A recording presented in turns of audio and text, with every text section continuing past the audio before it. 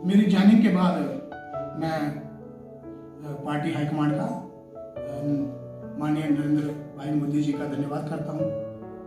हमारे राष्ट्रीय जो अध्यक्ष हैं उनका धन्यवाद करता हूँ।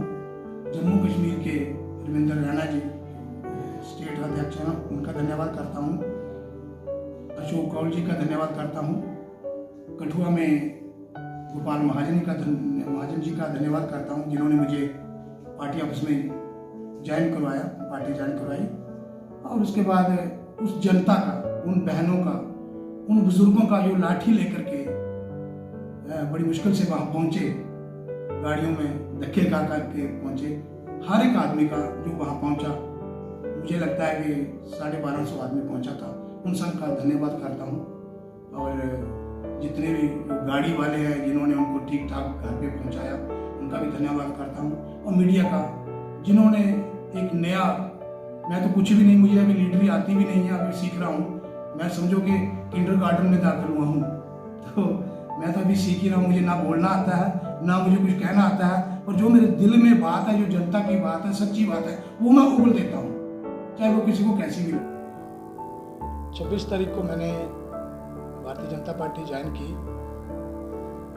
और मैं पहले भी कह चुका हूँ कि माननीय हमारे प्रधानमंत्री नरेंद्र भाई मोदी जी, उनके जो काम करने का जो तरीका है और वंचित समाज को अपलिफ्ट करने के लिए जो उन्होंने काम किया है, और भारत को फिर से सोने की चिड़िया बनाने की राह पर जो कार्य कर रहे हैं, उससे मैं काफ़ी प्रभावित हूँ।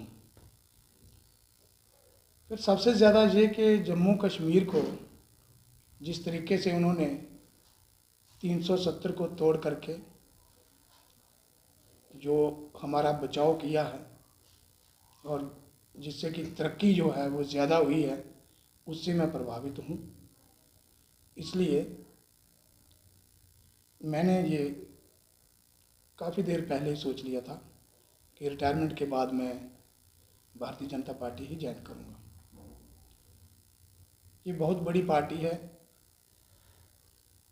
इसमें एक बार आप चले जाओ, पता ही नहीं चलेगा आप कहाँ चले गए। पर इसके लिए जाने के लिए भी अपने आप को तैयार करना जरूरी है, क्योंकि इस पार्टी में राष्ट्र पहले है, पार्टी दूसरे नंबर पर है, और जो अपनापन है, जो सेल्फ है, वो है तीसरे नंबर पर।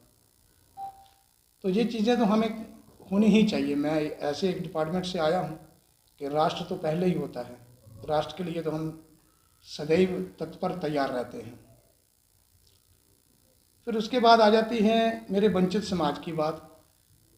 तो काफ़ी कुरीतियाँ हैं कि मैं ऐसे डिपार्टमेंट से आया हूँ कि हम सिर्फ नौकरी ही नहीं करते, समाज को देशद्रोहियों से बचाते हैं, समाज की तरक्की के लिए काम करते हैं। गरीबों का जो प्रॉब्लम होती है, गरीबों की प्रॉब्लम, और सरकार उसको कैसे ठीक करती है, इसके बीच में हम लोग रहते हैं। हम लोग सभी एरिया की जो प्रॉब्लम्स हैं, जो डेवलपमेंट कहाँ नहीं हुई है, लोगों को क्या प्रॉब्लम है, देश के प्रति लोग कैसे हैं, ये सब चीज़ें हम। आपकी सेवा किस प्रकार रहेगी लोगों के लिए, आम लोगों के लिए जो काफ़ी जिनको समस्या होती है, किस प्रकार आप उनकी सहायता करेंगे पार्टी में? देखिए, मैं ये कहना चाहता हूँ कि सेवा तो जो एक बार सेवा सोच लेता है सेवा करनी है, वो तो सब लोगों की बराबरी ही सेवा करनी चाहिए, करता है। लेकिन पार्टी में आकर के जो सबका साथ, सबका विकास, सबका विश्वास और फिर सबका प्रयास, इस पर ही चलते, इसमें सब कुछ आ जाता है। अभी भी कई लोग हैं जिनको, जैसे हाउसिंग फॉर ऑल स्कीम है, लोगों को फ़ायदा नहीं मिल पाया, उसके लिए आपका क्या प्रयास? उसके लिए ऐसा कि कुछ टेक्निकल फॉल्ट्स आ रहे हैं, गांव-गांव में जाकर के पता चला है कि लोगों को, किसी को दूसरी किस्त नहीं आई, किसी को तीसरी किस्त नहीं आई, वो कुछ टेक्निकल फॉल्ट हैं। उसके लिए सरकार से रिक्वेस्ट करेंगे, जाएंगे ऑफिस में, पता करेंगे क्या प्रॉब्लम है, क्यों नहीं आ रही उनकी दूसरी किस्त नहीं आ रही, तीसरी नहीं आ रही। और एक प्रॉब्लम जो ज़्यादा आ रही है कि जो मेरे वंचित समाज के लोग हैं, उनको जो, जैसे हमारी म्यूनसिपल काउंसिल में एक स्कीम आती है जो हाउसिंग की, घर बनाने की, उनको प्रॉब्लम ये आ रही है कि वो कह देते हैं जी पहले आप इसका प्लंथ भरो फिर आपको पैसे देंगे। तो उनके पास वही पैसा नहीं है तो पैसे लाएं कहाँ से? वो कर्जा लेते हैं और फिर वो कर्जा उतारना पड़ता है। तो मैं ये चाहता हूँ कि ये सरकार कोई ऐसी स्कीम बनाए और खुद भी जाकर के बात करेंगे कि उनको कहीं से वो जो सामान है मुहैया करवाएं ताकि उनको कर्जा ना लेना पड़े। वो तो वहीं के वहीं रह गए ना, काम तो हो जाता है। आज भी एक वार्ड नंबर 6 में एक महिला है जिसका घर ही नहीं बना, उसकी वो स्कीम जो है वो उसको मिल गई है, उसका फ़ायदा मिल गया, मतलब उनका पैसा भी आ गया, सब कुछ है। आप भारतीय जनता पार्टी से कब से प्रभावित हैं? इतनी देर से आप बीजेपी की जो विचारधारा से आप फॉलो कर रहे हैं उसे आप? देखिए, मैं वैसे तो मैं आरएसएस का हूँ 1978 से, मेरा तो बचपन ही 16 साल की उम्र में मैंने आरएसएस ज्वाइन की थी। तो मैं तो अपने घर में ही आया हूँ, मैंने कोई ज्वाइन नहीं की, घर में आया हूँ। लेकिन ज़्यादा प्रभावित जो हुआ हूँ वो 2014 से हुआ, जब से हमारे माननीय नरेंद्र भाई मोदी जी प्रधानमंत्री बने हैं और जो घर घर में जो स्कीमें चली हैं, वंचित समाज को आगे लाया है, एसटी लोगों के लिए काम किया है, जिनको कोई पूछता नहीं था, जिनको पता भी नहीं होता था। इतनी स्कीमें हैं कि मुझे लगता है अब गाँव में पता भी नहीं होगा लोगों को। अभी भाजपा में आप अपनी भूमिका को किस प्रकार देखते हैं आप? देखिए, हम तो सेवा करेंगे, मैं तो अभी नया हूँ। जैसी भूमिका मेरी भारतीय जनता पार्टी मुझे आदेश करेगी उसी तरीके से मैं अपनी भूमिका निभाऊंगा और अच्छे तरीके से निभाऊंगा।